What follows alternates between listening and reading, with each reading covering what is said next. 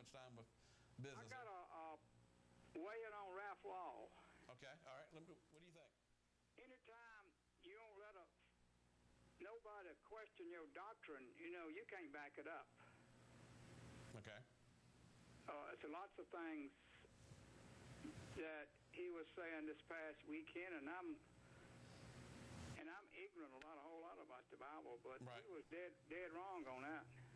What was he talking about? Baptism? Yeah, about the 3,000 people that was baptized at the first Pentecost. He said they didn't even have no water back then. It was a dry country and didn't have enough water to immerse people. They had to use the Holy Spirit baptism. Right. Let me ask you this: did you find this show interesting? Not really. Not really. It was just I call him a vanilla preacher. No, a vanilla preacher. And Johnny Robertson is a triple-deck Sunday preacher. He throws everything at you. Mm-hmm. But Mr. Law, he's just a plain everyday, just a plain. I call him vanilla preachers. All right. Now I know you're a businessman, right? You've done business before. I want you to tell me what we did wrong here, because Mr. Laws pretty much refused to pay his bill or sign a contract until he could get an agreement from Johnny that he would not use his clips. And I couldn't get, I was caught in a situation where we couldn't get a contract from Mr. Laws, so therefore I couldn't make Johnny's contract valid, because Johnny has a contract that he can't talk about any other church shows that we have on our air.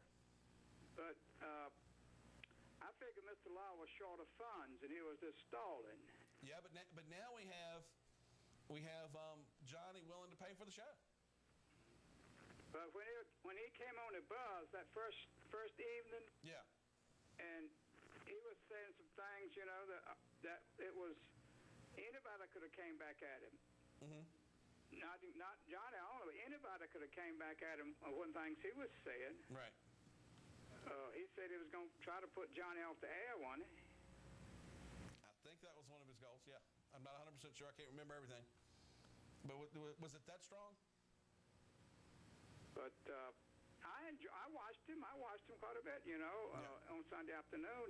Come in. I was curious, Right. I like to hear many different doctrines. Then I know the one that I believe is right. Okay. All right. Well, good. Ain't but one of them right. If you're in a doctrine after 33 A.D., you're in a counterfeit religion. Right. Well, maybe Ralph will come by here. We got 30 minutes if you want to stop in here to chit-chat with me, or call me on the air. He can do either one. Okay. Nice talking to you, Charles. All right, man. See ya. All right, folks. Let's see here. Good afternoon. Hey, Charles. How are you? Okay. I'm not really in a place where I can keep up with your program minute by minute. So if somebody else has already covered this territory, stop me. But okay. I think around this time of year, folks already kind of have their minds geared towards political mindset. And to me, this whole ordeal would be like one political party offering to pay for another candidate to show up at their forum. Yeah. So, say, for example, if you have Republicans and they offer to pay free airtime, free debate time for a Democratic candidate to show up and he refuses, yeah, to me, that's like a prime indication that, that candidate must have something to hide. Right. Well, let me show you the little clip here. Can we show the end clip of the show where Ralph asked for money for people to fund the show? Let's listen. Yeah. It's the very end of the show. The closing bumper. Oh, okay. Yeah, let's listen here. Okay, it's going to take just a second. They're having to pull it up here. But this was the actual end of the show. This is what confuses me. I spend my whole life trying to figure out people, and I can't always do it. But I try. Let's take a listen and a look. If you'd like to send a tax-deductible donation to this program, send it to Crossroads Ministries, Post Office Box 5146, Martinsville, Virginia 24115.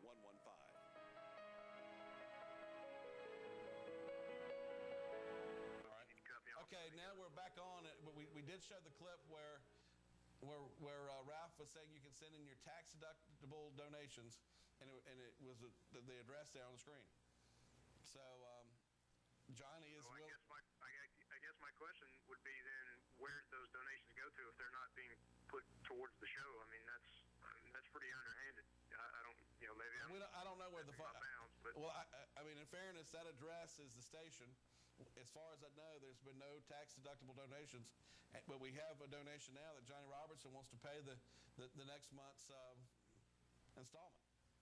I just can't imagine that one candidate would not take up another candidate. So if we're talking in political terms, would not take up that other candidate's offer to pay for their entire campaign. Let's just put it in those terms. I mean, right. So anyway, that's my 2 cents worth. All right, man. Appreciate it. All right, folks, we need to take a break. I'm going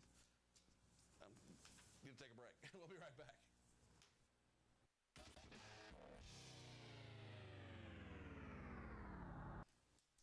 Anyhow. Hello, you're on the air. Yes, sir. Yes, you're live. Go ahead. Yes, sir. My name is Chad Kennedy. Okay. I'm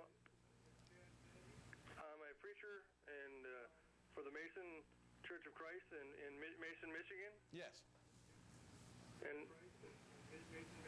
Yeah. What you gonna need to do?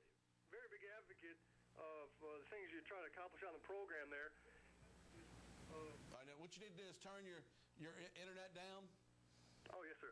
That way we can talk, because we have a delay, and especially on the internet. It's almost like 30 seconds delay. Yes, sir. Okay, go ahead. You're calling us from where? I'm online at ReedsvilleCityNews.com. Right. Watching the program right now. And not to beat up Mr. Laws too much. Yeah. But it is a very, very avid fact that most that retreat due to ignorance do so because of their ignorance of the Bible. It's just very ironic that Johnny's show is named "What Does the Bible Say?" Because I think it's 1 or 2 shows ago, Mr. Laws was quoting 2 Peter 3 and verse 16, which says, "As also in all his epistles, speaking in them of these things, in which are some things hard to understand," and this is the part he quotes, "which they that are unlearned and unstable wrest or twist the scriptures, as they do also the other scriptures, unto their own destruction." And I bring this up for the fact of the matter is, your last caller brought up the fact that Mr. Laws had said there was not enough water to use to be baptized in that day. Mm-hmm. But if you go over to Acts chapter 8 and verse 36 through 38, you have the scenario of the Ethiopian eunuch, where Philip was preaching unto Jesus Christ, and it reads as follows. All right. On this show, we don't get all biblical. We just kind of get like, we try to figure out the psyche behind human nature and so forth. And I did what Mr. Laws asked me to do, and he obviously didn't like the way I did it. Right. I'll let you go. I just wanted to cite that one passage just to kind of verify the fact of when people preach, they need to know the word and what does the Bible say. Mm-hmm. In that passage it says, "And as they went on their way," this is Philip and the Ethiopian eunuch in Acts chapter 8 and verse 36. "And as they went on their way, they went." Now wait a minute. You didn't hear what I said. We don't get in. You need to be watching on Thursdays and Sundays, because we don't get into all the scriptures and stuff.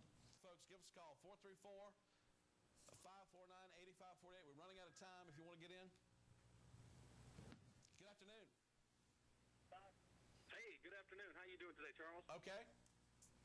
Good. Hey, my name's Steve. I'm calling from Michigan. I've been tuning in, watching your program here on the computer. Yes.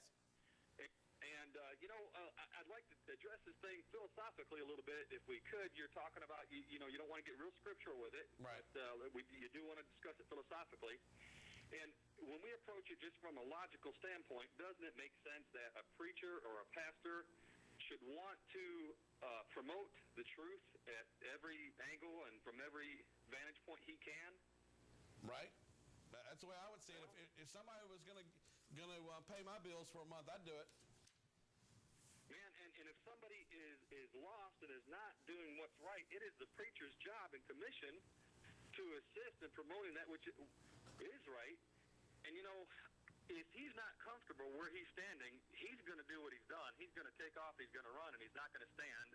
And this is just evidence to me that, you know, the wicked flee when no man pursueth, but the righteous are bold as a lion. And this man, he's not standing and he's not doing God's will, and he can't prove what he's doing, and this is just all reflective of that. Right. Well, one of the things, I don't know if you watch our programming, but anytime somebody has a beef with me, I'll actually let them sit up on this set and take, do a 30-minute show where they sit in a chair. As long as they don't cuss or do anything crazy, we'll let them say anything they want to.